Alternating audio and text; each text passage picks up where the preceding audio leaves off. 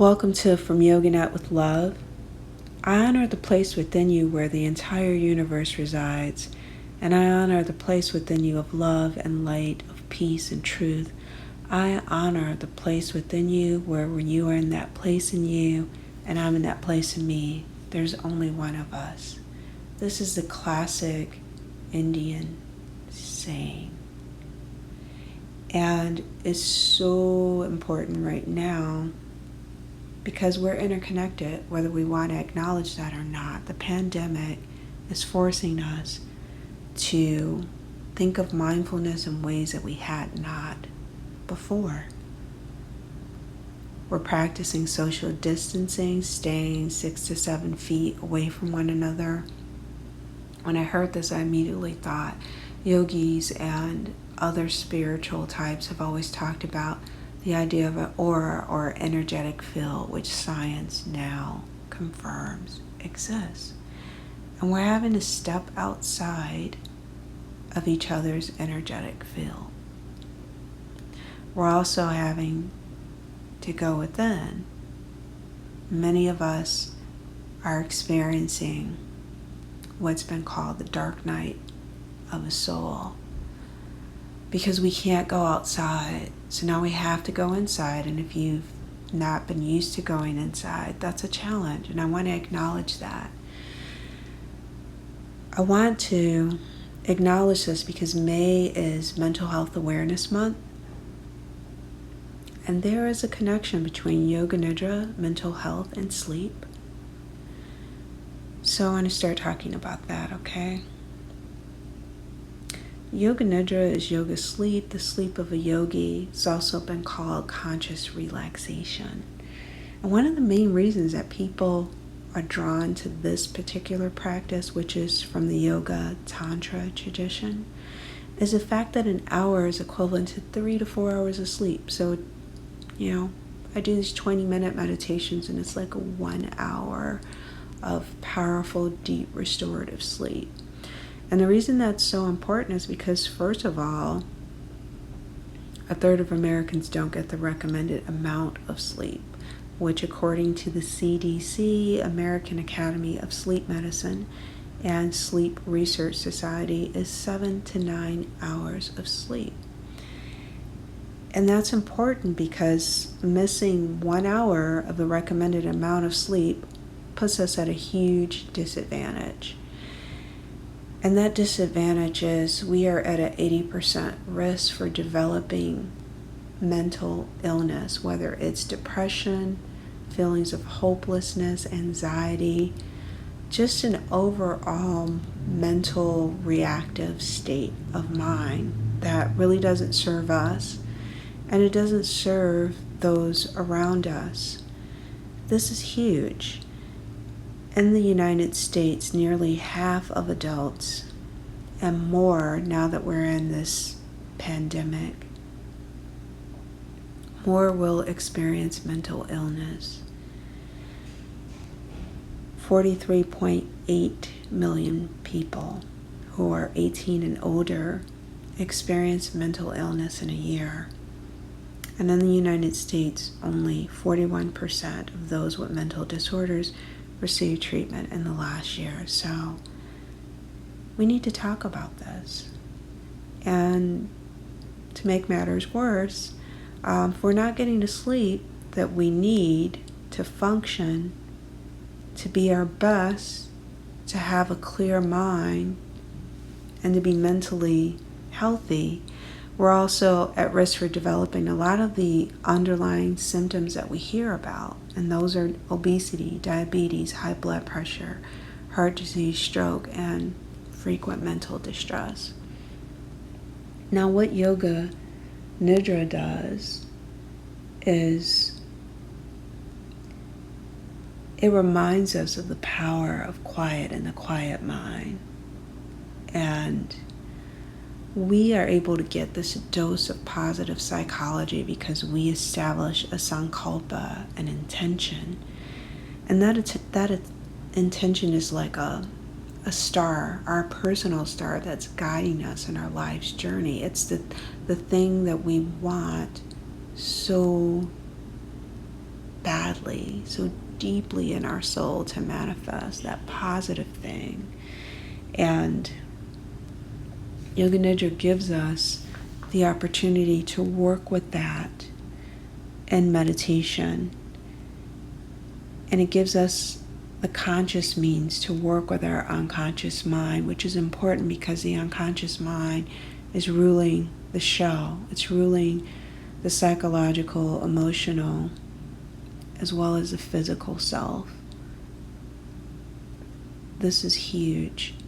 And so as we go through the process, we're able to learn to scan not just our bodies, but our mental, emotional, and psychological landscape. We're able to go in, look around, acknowledge what is going on. What is this I'm feeling?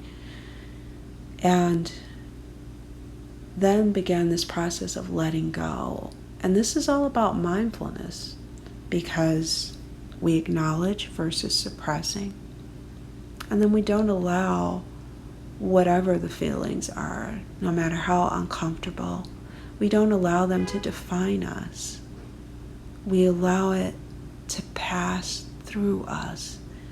And we're able to let go through acknowledging and being present on what I would consider to be a healing journey.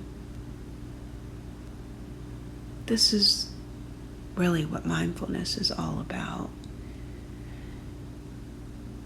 Yoga Nidra gives us this holistic means to be able to handle, connect, and care for ourselves. For once, by creating this one pointedness of the mind, which is so important because in the digital age, let's face it, we're multitasking. No one is able to focus on one thing at a time. The world demands that we don't do that in order to be productive. So this is where Yoga Nidra really helps us. Also, I want to speak to this cartoon that I have going. It says, "Your goldfish sleeps like a baby."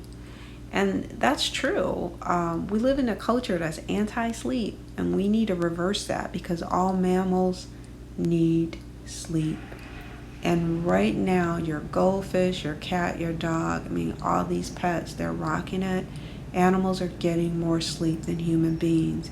And statistics are showing that goldfish now have a longer attention span than we do on average. And that's crazy. That's really, really, really crazy, people.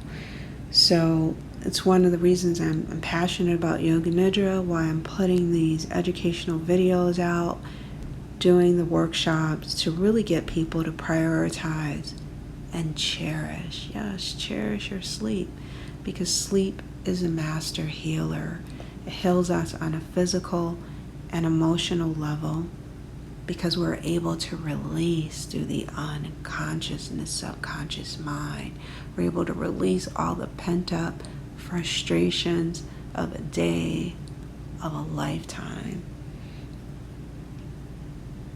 I also want to share with you that no matter what your stress biotype is, in other words, no matter how you experience stress or how it manifests for you, whether that's ruminating or worrying or being anxious or catastrophizing, it doesn't matter because meditation helps all people across all stress biotypes. And I find that to be important. I need people to know that.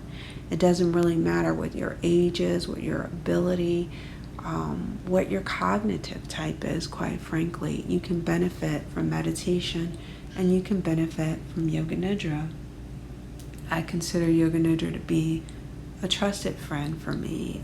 It's very therapeutic, and in an age now where more people will need therapy, I want to acknowledge that not everyone does well in that process. Some people end up being re-triggered, re-traumatized by talking about the stressful and hurtful things that they're experiencing in life.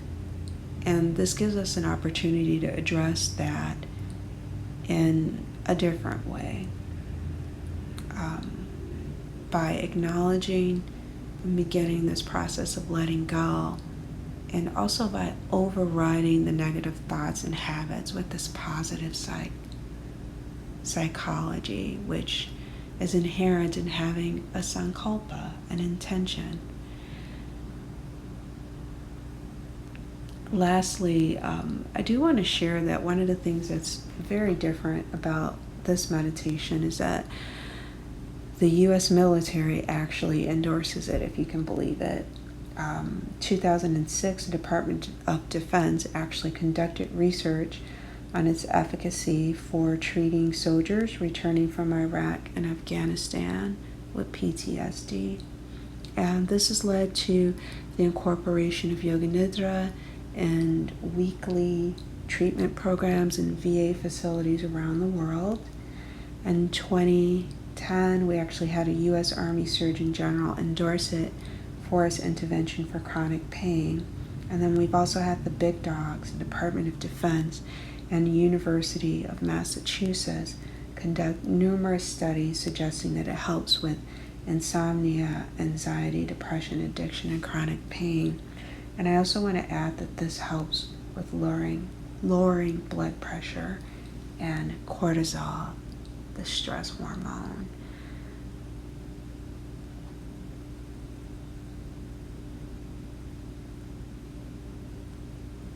This is huge. This is really, really huge. So I hope that you'll get something from this recording.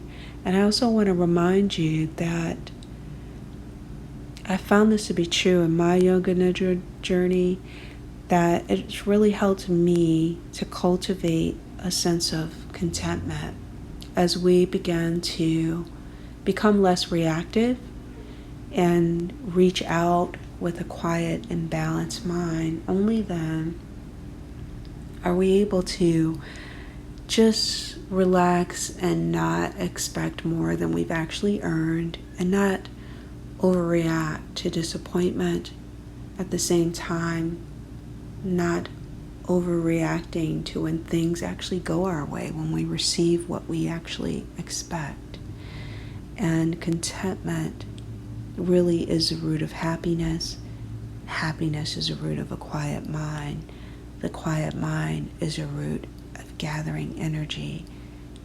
And I might add that gathering energy is this root of illumination, which in Yoga Nidra we do actually gather our energy. And I want to give credit where credit is due, because Goswami Kriyananda talked about this bit on contentment that I'm sharing with you. And Yoga Nidra allows us the space to be able to reprogram the negative thoughts and patterns and create brain plasticity. So, I've said a handful, but I hope this will help you to understand why even bother practicing Yoga Nidra. It's important that I get this out and share this with you. And I want to say, we can't go outside, but remember again that we really can go inside, and it's really only there that we'll find the balance, the wellness that we so desperately need. And it's only there that we'll find the contentment and peel off another layer to really, really understand who we are and take care of ourselves, and to do it in a simple, holistic manner. So with that said, I hope you enjoy this recording, and then you can take some time to just reflect on it and see how it applies to your life, and share this with other people, because so many of us need it.